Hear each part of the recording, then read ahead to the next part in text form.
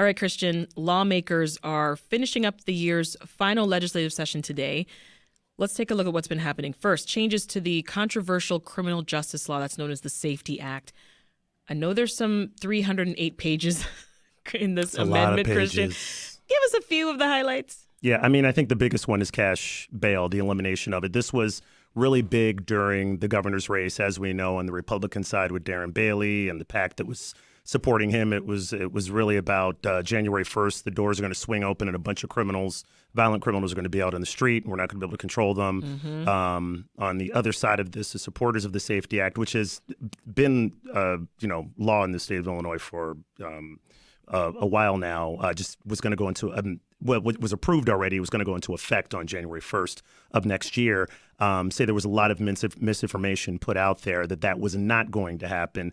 That the problems with cash bail overall is that if you're a poor person, you can't get out of jail and you can't give yourself an effective defense because you don't have the money. And people who do have the money are able to get out, have an effective defense, and be able to defend themselves against certain crimes. And to your earlier point, let's not forget the Safety Act. It played a prominent role in the midterms, right? It did. Republicans were using it to attack Democrats, saying, they're soft on crime. Right. And big here in Illinois. I mean, just talking about it in every election that was going on. I mean, I think it even ended up in the governor's race in Arizona as well. So there was a proposed changes to it brought by Senator Robert Peters.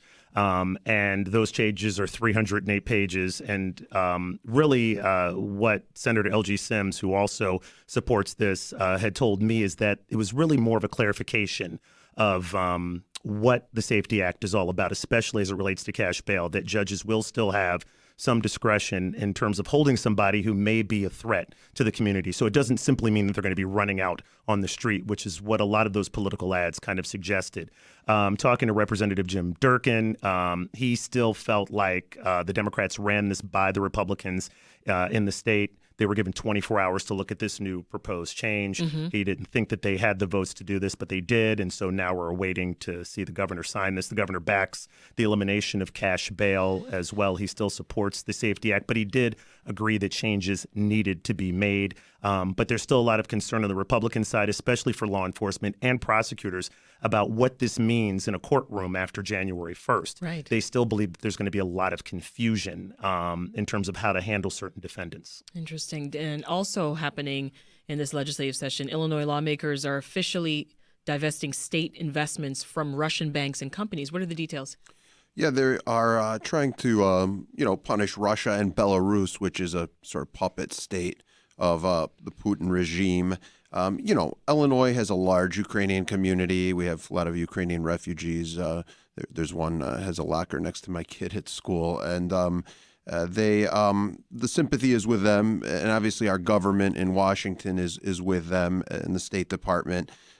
But, is it, as a practical matter, something that's going to make a big difference? One of the biggest, if not the biggest pension fund, TRS, the teachers' pension fund, said they have $4.27 million invested in Russia, which is 0.007% of their portfolio. But, passed unanimously. And in this day and age, we're talking about the Safety Act. That was a party line vote. This measure to support Ukraine and punish Russia for its aggression against an independent neighboring country got bipartisan, unanimous support in Springfield. So that's one of the few things that continue to unite most, if not all, of our elected officials at the state and federal levels.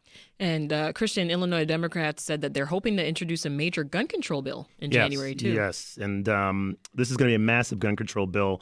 It would outlaw the sale of assault weapons, prevent most residents from under the age of 21 from legally buying a gun. This is really, really born out of what happened in Highland Park. I was working that day, and it was kind of devastating to get that phone call to hear about what happened. People going, as a television broadcast reporter, covering a July 4th parade is kind of commonplace, especially in the suburbs. And then this to happen in Highland Park, unsuspecting people being shot and killed, and then finding out the details afterwards in terms of how he was able to acquire that weapon.